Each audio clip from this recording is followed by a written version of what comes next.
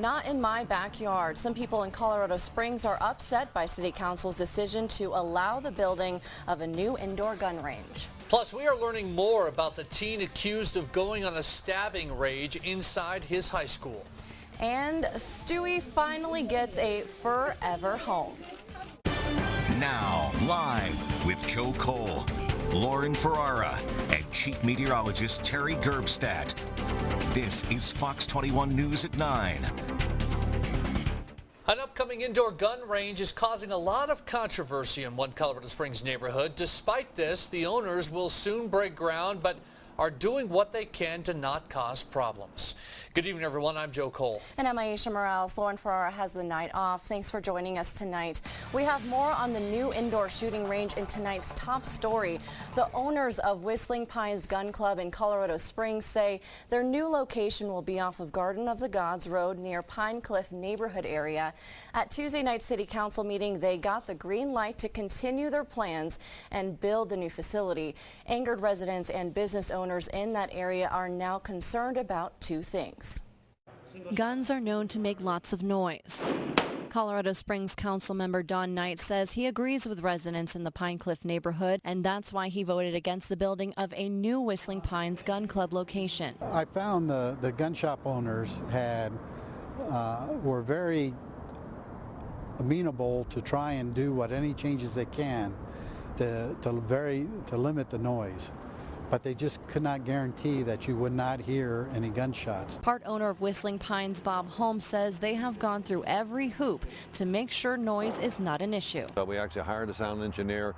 He recommended another $200,000 in sound mitigation type stuff, $10,000 doors, extra ceiling insulation, concrete roof in the rifle range, and we did all those. We basically gave the builder a blank check to make sure that the building was quiet and did not affect the neighbors. Councilmember Knight says he agrees the owners have gone out of their way to try to make the new location soundproof, but this doesn't change the second concern, property value. They now have to disclose there's this gun range, and if indeed you can really know, if you really hear the gun sounds, they have to disclose it.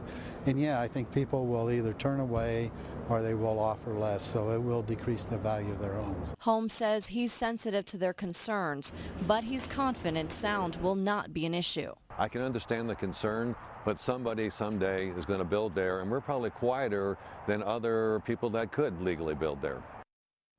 Holmes says they have not broken ground yet for their new location. He mentioned that if it is not completely soundproof, they will not open it until it is. Well, restrictions on cell phone use while driving in Colorado won't advance this year after lawmakers missed a deadline to vote on that bill. Now, with the bill, Colorado would have joined 12 states and the District of Columbia in requiring drivers to use a hands-free device while talking on the phone. Now, House lawmakers had already rejected the bill in committee weeks ago, but they left the door open to vote on it again because they didn't approve shelving it for the year. Aurora Democratic Representative Jovan Melton, the bill's sponsor, worked on amending his bill to consider it again, but he explained to his colleagues that he recently found out the deadline to reconsider the bill had passed, so the proposal is effectively dead. And Colorado lawmakers are shelving a proposal that would criminalize bullying through text messages or social media. Lawmakers say they will request the issue be studied by the Colorado Commission on Criminal and Juvenile Justice. The goal is to have recommendations for another bill next year. Tonight's look at news from across America begins in western Pennsylvania. We are getting a first-hand account of what it was like for students in Pittsburgh area high school as one of their classmates went on the attack. A victim reliving the moments when a 16-year-old is said to have walked down a hallway with two knives. Fox's Steve Centani is in Murraysville, Pennsylvania with more. 16-year-old Brett Hurt, just one of 22 injured in Wednesday's stabbings. What's going through my mind? Will I survive or will I die? The student crediting a friend with saving his life after a classmate attacked him shortly after the school day started. I got stabbed in the back and it was just, I had to have help going to the next room and then her putting pressure on my wound. Many victims suffering serious injuries, doctors say, do not appear to be defensive wounds, meaning the attack most likely took them by surprise. These were significantly deep penetration stab wounds. 16-year-old Alex Ryball is accused of stabbing or slashing students and a security guard at Franklin Regional High School here in Murraysville, about 15 miles east of Pittsburgh. He's charged as an adult with 4 counts of attempted homicide and 21 counts of aggravated assault. A preliminary hearing is set for the last day of this month. Not only his peers, his family, but it is the school who needs to look and say, what have we done to alienate this child for him to do such a gruesome thing? The school will most likely reopen on Monday after the crime scene is cleared. In Murraysville, Pennsylvania, Steve Santani, Fox News. According to defense attorney Patrick Tomasi, the suspect was well-liked, a good student, and does not have a history of mental illness. Tomasi has asked for a psychiatric examination. Well, in other news from across America tonight, civil rights hero John Lewis introduces President Obama at a summit in Austin, Texas, celebrating the 50th anniversary of the Civil Rights Act of 1964. President Obama says he owes his presidency to Lewis, to President Lyndon Johnson, and all Americans who have fought for equal rights. The 1964 Civil Rights Act ended racial discrimination in public places. Plus, General Motors places 2 engineers on paid leave as an outside attorney investigates why the company took more than a decade to recall millions of small cars for an ignition switch problem. CEO Mary Barra says the move is temporary as the company tries to find out what happened. GM is recalling 2.6 million compact cars worldwide to replace ignition switches. The company says at least 13 people have been killed in crashes linked to this problem. And it is shaping up to be a quiet hurricane season. Meteorologists at Colorado State University are predicting 9 tropical storms will form this year, but only 3 will become hurricanes. They say a predicted El Nino is one factor that led to their quiet forecast. The Atlantic hurricane season runs from June 1st to November 30th. Good thing we don't have to deal with that. It was a little cooler today with the wind, but still pretty nice. And look who's back. Terry joins us now for the Fox Fastcast. Hey, Terry. Yeah, I'm back and I brought some cooler weather, but certainly not cold weather. It was comfortable out there today. What's going on? Let's find out right now. And here's the way it looked late this afternoon. We did have a few clouds out there. We had plenty of sunshine early, but the clouds moved in. They'll move back out tonight and things will calm down. We had some mild temperatures today. It will be warmer tomorrow. You'll notice that. And mostly sunny. There's a time when we're going to see a few more clouds, and we'll talk about that just a little bit later.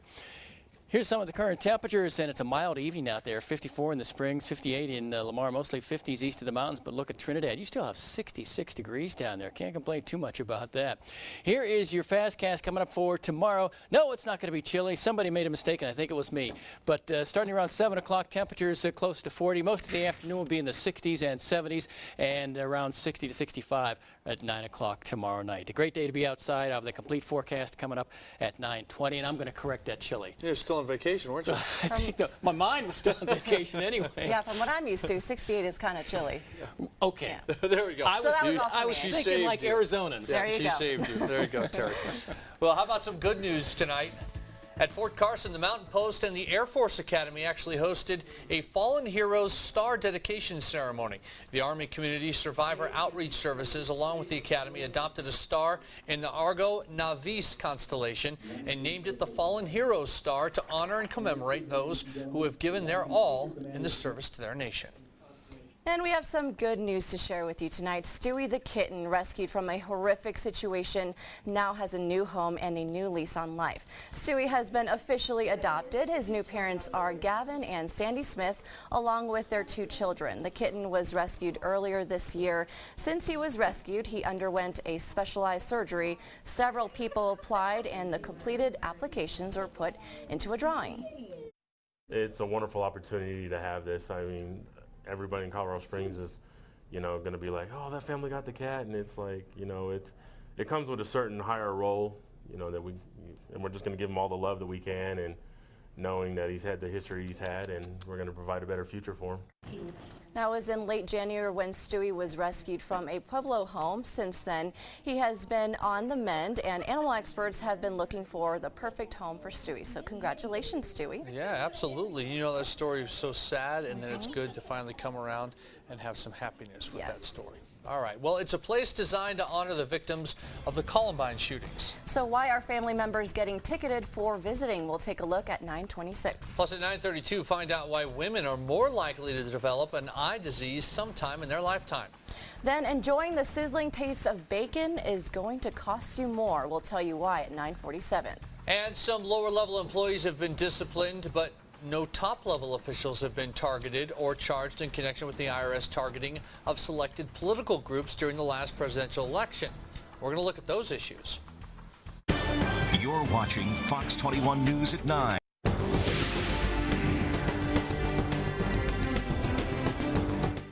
A House committee has voted to hold a former Internal Revenue Service official in contempt of Congress for refusing to answer questions at a pair of hearings. Lois Lerner previously headed the IRS division that processes applications for tax-exempt status. Last May, after providing an opening statement, she refused to answer questions at a House Oversight Committee hearing about IRS agents improperly singling out Tea Party applications for extra scrutiny. She again refused to answer questions at a hearing in March.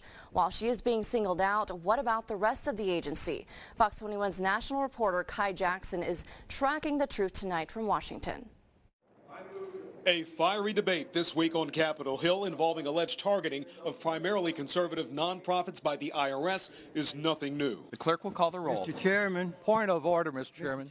Even as lawmakers debate the issue, other members of Congress complain nothing has been done. There has been no accountability thus far. Will there be?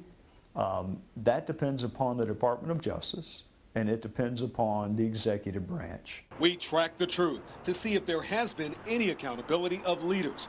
New Commissioner John Koskinen recently testified before Congress. He says since accusations surfaced, 6 investigations are underway involving multiple federal agencies. More than 1 million pages of documents have been released to Congress, and the IRS is developing clear standards for evaluating the nonprofit status of 501c4 groups. My goal has been for us to find problems quickly, fix them promptly, make sure they stay fixed, and perhaps most important, be transparent about the entire process. Since the scandal broke, Lois Lerner, the woman in charge of tax-exempt groups, retired, and 2 high-level IRS employees were fired. Congressman Trey Gowdy says Commissioner John Koskinen has to restore public trust in the IRS. Members of the House Oversight and Government Reform Committee say it's critical to have the help of IRS employees during the investigations underway. But those members say one way or the other, they will get to the bottom of the targeting scandal. If an employee, a high-ranking employee at IRS, was committing potentially criminal acts, whether the president knew about it or not, does not make it not worth pursuing. Even some Democrats say Congress and the public need more answers and accountability. So let me also make clear that I wanted to hear Ms. Lerner's testimony. I would want to know why she did not discover for more than 1 year that inappropriate criteria were being used in Cincinnati. But Congressman Cummings has expressed concern about how Republicans are seeking those answers. The strong partisan divide, Just chill out. What is the gentleman's point of order? has yet to result in clear action to hold top IRS and government leaders responsible for the alleged targeting. I'm Kai Jackson, Fox 21 News. The Blade Runner's cross-examination continues from South Africa, the polio vaccine being administered in Iraq, and a thief caught on camera during a reporter interview. Those are just some of the stories making headlines around the world. Oscar Pistorius at his murder trial today denying he pulled the trigger of the gun which killed his girlfriend. The prosecutor telling the Blade Runner that's impossible and contradicts his original story. But as the judge listens, Pistorius insists he's now telling the truth. It was never your version. You never gave it to your legal team that my finger wasn't on it. That's incorrect, my lady. Now, explain. You see, Mr. Pistorius, you're blaming everybody. You won't take responsibility. That gun cannot fire if you don't pull the trigger. Who pulled that trigger? I didn't pull the trigger, my lady. Who did? I don't know, my lady. I didn't pull the trigger. The head of NATO is warning Russia to withdraw its troops from the Ukrainian border and calling Russia's annexation of Crimea illegal and illegitimate. Russian President Vladimir Putin has accused NATO of Cold War rhetoric. Putin's latest move includes a threat to cut off Russia's natural gas supply to Europe. Teams of medical personnel have started vaccinating young Iraqi children against polio. Teams begin giving out the vaccinations at a kindergarten in Baghdad. The move is in response to a polio outbreak in Iraq and other countries in the Middle East. The Duke and Duchess of Cambridge attending a wreath-laying ceremony in New Zealand. The ceremony was conducted to mark the anniversary of the start of the First World War. The royal couple laid a wreath before meeting with New Zealand war veterans. And finally, a would-be thief in Brazil caught on tape as he tries to steal a purse while the woman was being interviewed by a reporter. The thief trying to snag her necklace. The reporter tried to catch the guy. Police in the Brazilian capital have been battling a string of street robberies across the city. Now, ironically, the woman was being interviewed about the rising crime in Rio these days. Imagine that. I probably wouldn't have run after him, though. I mean, I think that's breaking. If you're that channel, that's breaking news. It is breaking news. That's officially breaking They need to get the banner on that thing right there. 60s for highs today. It was a nice day out there, but it was cooler than yesterday. Tomorrow, we're heading back that other direction. We'll talk about that after this. Pueblo looking for a high temperature of 78 degrees. If you'd like to update the forecast or check the radar or anything, fox21news.com. And you can always get your forecast on a Fox 21 mobile app powered by Fox 21 News and brought to you by Pueblo Toyota. So warm tomorrow, warm on Saturday. Probably will not be the case on Sunday. We'll get to those details about 9:39. Hey, but a 78 is nice, huh? Boy, that's 78, close to 80. We're getting there. We love that. Sounds pretty hot to me. Pretty good stuff. Hey, almost Arizona weather. Almost. Exactly. We're not quite there. I like it. Thanks, Terry. Well, in the weekend alternative from the Colorado Springs Independent, the 8th annual Six Women Playwriting Festival opens tonight and actually runs through April 27th. Each 10-minute world premiere will be staged at the Millabo Art Theater. Tickets are $15 on Thursdays and $20 on the other days. And you can bring your kids to the all-free Big Cool Science Festival at C.C. Barnes Science Center. That's this Saturday. It runs between 10 a.m. and 3 p.m. And comedic superstar Wayne Brady is coming to Southern Colorado. Brady performs Sunday in Pueblo for his It's My Line tour. The show is at Memorial Hall. Tickets are $42.50. Well, a new study shows boys and girls heal very differently from concussions. We're going to look into the findings and see why doctors are still searching for more answers later in tonight's Fox 21 Healthy Living. And a simple visit to honor a victim of the Columbine shooting turns into a fine and a debate. We'll check out both sides of the issue next. Than trolling for a plane. Jeannie Moe, CNN, New York. Okay, Boy, then. There is an awful lot of attention about that pink. Yeah, so much pink. Well, a controversy is brewing between ranchers and the federal government over grazing rights for livestock. See what happened when the two sides clashed and what could be done to fix the problem. And Walmart is going organic. See how they are trying to make it more affordable for everybody. That's next in tonight's business news.